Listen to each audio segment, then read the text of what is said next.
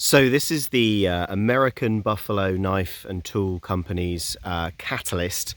I think it's called their Elite Ball Bearing Folding Knife. I'll just show you through a few features. You can probably hear by the noise around me that I'm actually out in the rain today, and so you can see the blades a little bit wet. This is the perfect knife for using when conditions are a little bit wetter than normal.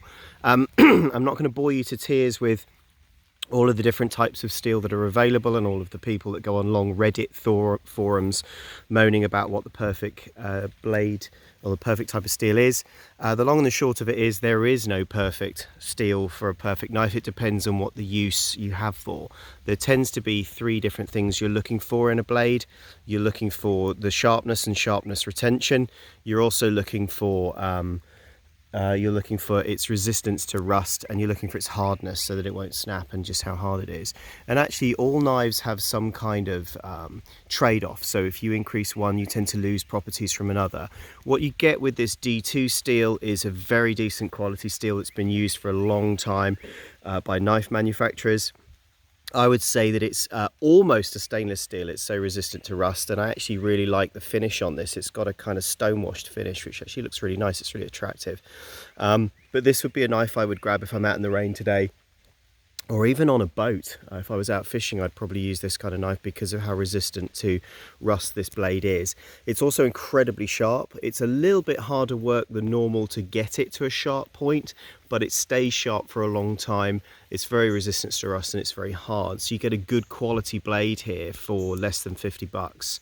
And you're avoiding a lot of the Chinese imported steel that some people kick off about, which I actually don't mind either. But I would say from a quality point of view, everything about this knife feels very, very high caliber.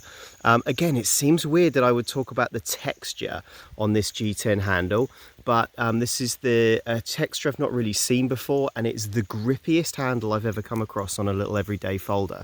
So that also, I think, is a really nice feature on this blade. The blade itself, you can see in my hand, is somewhere in the region of about 3.5 inches long. It has literally the smoothest mechanism I've ever used to both close and open it, and it's a liner lock. I just want to show you, normally when I push in with my thumb, most blades get a little bit stuck, but this one is super smooth on the way in, and the assisted flick opening like that is one of the easiest openings I've ever used as well. Because it's an assisted opening and you have to flick the lever slightly in order for it to deploy, it's actually legal in most states in the US. It is not a flick knife, it's an assisted folding opener, so that's also useful. So I live in Connecticut, which has got pretty strict knife laws, and this is within the law for Connecticut, and I suspect would be for most states. Other than that, the other features to have a quick look at: it's got your standard hole at the end so you can run a lanyard through it. But also what I like as well is on this end here you can see where the clip is attached.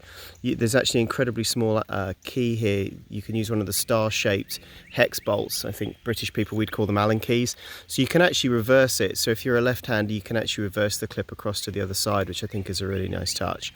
So other than that, you've got your standard textured area so that if you're doing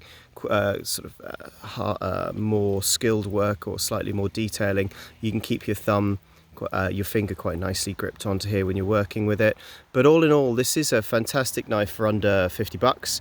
I've been very, very impressed with it. I'm out in the woods today for the whole day, and this is the sort of thing that I would grab because of its resistance to rusting. So there you go. That gives you a kind of very quick summary. If you like what I've done here, please like and subscribe. It's super useful for me. And I'm going to put a link down in the YouTube video description for a more in-depth blog I've written. But all in all, that gives you a quick look at the ABKT, and they call this the Elite Catalyst ball bearing folder. So there you go.